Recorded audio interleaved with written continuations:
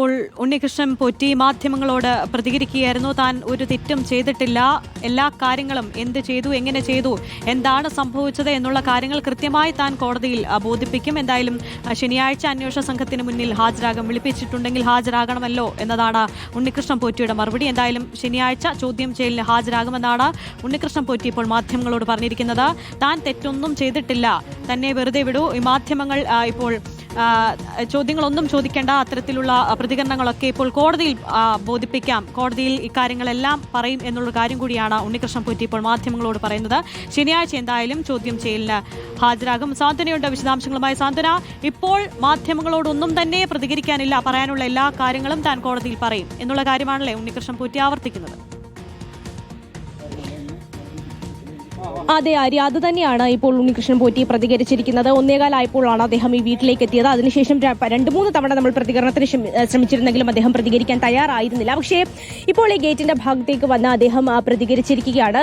താൻ കുറ്റക്കാരനല്ല, കോടതി തന്നെ കുറ്റക്കാരനാണ് എന്ന് പറഞ്ഞിട്ടില്ല. അതുകൊണ്ട് തന്നെ പറയാനുള്ള കാര്യങ്ങളെല്ലാം തന്നെ താൻ കോടതിയിൽ പറഞ്ഞോളാം. നിലവിൽ മാധ്യമങ്ങളോട് ഇതുമായി ബന്ധപ്പെട്ടിട്ടുള്ള ഒരു കാര്യവും പറയാൻ താൻ തയ്യാറല്ല എന്നുള്ള ഒരു കാര്യമാണ് ഉണ്ണികൃഷ്ണൻ പോറ്റി വ്യക്തമാക്കിയിരിക്കുന്നത്. അത് മാത്രവുമല്ല, ഇത് അമ്മയുടെ വീടാണ്, അദ്ദേഹത്തിന്റെ അമ്മയുടെ പേരിലുള്ള വീടാണ്. ഇവിടെ ഇപ്പോൾ ഉള്ളത് അദ്ദേഹത്തിന്റെ അമ്മയും അതുപോലെ തന്നെ അദ്ദേഹത്തിന്റെ ഭാര്യയുമാണ്. അതുകൊണ്ട് ആ സ്ത്രീകളുടെയെങ്കിലും സ്വകാര്യത മാനിച്ചുകൊണ്ട് മാധ്യമങ്ങൾ ഇവിടെ നിന്ന് മടങ്ങി പോകണമെന്നുള്ള ഒരു കാര്യമാണ് അദ്ദേഹം നിലവിൽ ആവശ്യപ്പെട്ടിരിക്കുന്നത്. മറ്റ് എല്ലാ കാര്യങ്ങളും, ഈ കേസുമായി ബന്ധപ്പെട്ടുള്ള കാര്യങ്ങൾ, ഈ സ്വർണ്ണപ്പാളിയുമായി ബന്ധപ്പെട്ടുള്ള കാര്യങ്ങൾ, അദ്ദേഹത്തിന്റെ പേരിൽ ഉയർന്നു വന്നിട്ടുള്ള വിവാദങ്ങളെ കുറിച്ചുള്ള എല്ലാ കാര്യങ്ങളും ഹൈക്കോടതിയെ അറിയിക്കും. അത് നിലവിൽ മാധ്യമങ്ങളോടൊന്നും പറയാൻ തയ്യാറല്ല എന്നുള്ള കാര്യം തന്നെയാണ് അദ്ദേഹം അറിയിച്ചിരിക്കുന്നത്. ഇന്ന് ഉച്ചയ്ക്ക് 1:15 കൂടിയാണ് ഉണ്ണികൃഷ്ണൻ പോറ്റിയും അദ്ദേഹത്തിന്റെ ഭാര്യയും നമ്മളിപ്പോൾ നിൽക്കുന്ന ഈ തിരുവനന്തപുരം പുളിമാത്തുള്ള അദ്ദേഹത്തിന്റെ വീട്ടിലേക്ക് എത്തിയത്. നിലവിൽ ഇപ്പോൾ അദ്ദേഹവും അദ്ദേഹത്തിന്റെ അമ്മയും ഭാര്യയുമാണ് ഈ വീട്ടിലുള്ളത്.